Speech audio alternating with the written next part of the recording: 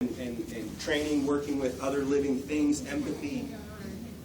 So we try to address a lot of that, depending on the age group and the level of kids. So this was a very fun spring. This is a new little owl that I've raised this spring. Again, wasn't with me last year. Fully grown now, but only about 6 months old. This is Summit, the owl. He's a barn owl. A little bit darker coloration than some of our typical barn owls you'll see. They almost have a pure white underside. He's a little bit darker, has that speckled coloration there. Although there's some really beautiful, really almost chocolate-colored barn owls out there too, mostly in Europe. And barn owl is a fascinating species found on every continent except Antarctica. And those species are so interesting, like wolves, barn owls, golden eagles. Scientists think they're so well adapted to live all across the planet that as this continent shifted, as temperatures changed, as environments changed, conditions changed, there was no reason. These were so well evolved, well adapted predators, there was no reason for them to evolve with those changing conditions that we saw. They remain the same. So now the same barn owls we have in North America, in the Old World, in Africa, every continent except Antarctica. Pretty cool little guy.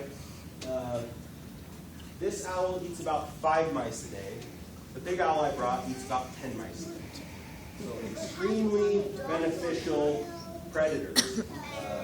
Extremely beneficial to the environment. Now, that's something that I've begun to work into my program, and I want you guys to become aware of as well.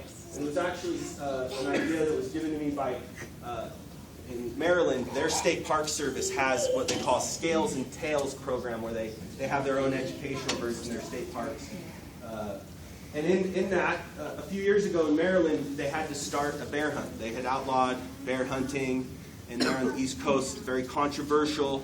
But they were able to use their owls and their predatory birds in the community across the state to help sort of change and ease people's opinion about hunting. And so it's a great way. Now you can see why I brought the bird diapers with me.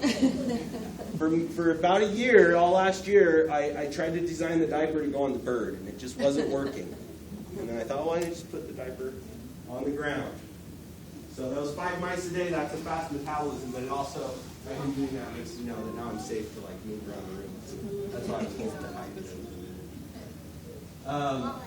But a way that we can address hunting for those people, especially a lot of people in urban environments that aren't used to hunting and the hunting heritage in our state.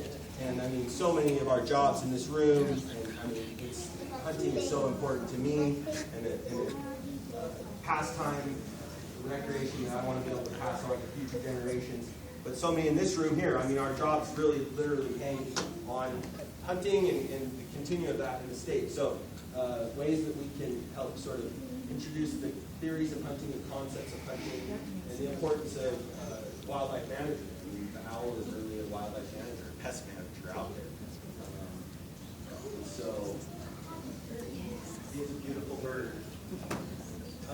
Owls are really awesome, extremely well adapted, well evolved.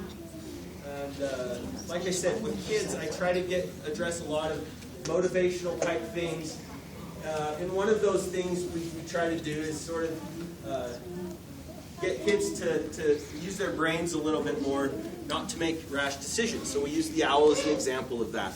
The owl would have never become, let alone he wouldn't be the successful he is, or have evolved to be the successful predator he is, if he wasn't a thinker. I mean, he'll sit for hours in a tree waiting for just the right moment to catch his prey. So it's important if something bad or something happens to us in our lives, to not to make our first rash, crazy decision, but to sit back, think about it. And we encourage kids or remind kids that there's friends and family, clergy, school teachers, lots of people in the community there to support them if things happen to them. We wouldn't want them to make any sort of decisions right off the gun. It's important to think like the owl, be patient, use your brain, use your intellect, so you can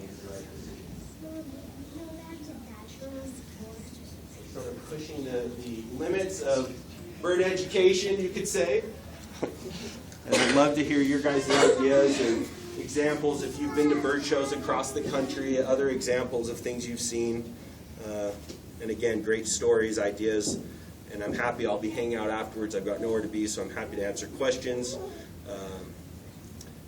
And I'd love to meet each and every one of you, hear about your work here at the division. It's really not just, I think there's some crossovers with my work, but it's also just very fascinating to me. I've always been interested in natural resources and the environment, so I'm always interested to hear your guys' jobs, what you do. It was pretty cool to see some 5 new law enforcement cadets coming in. I thought that was a pretty cool hire, but you guys aren't here right now, the cadets, right?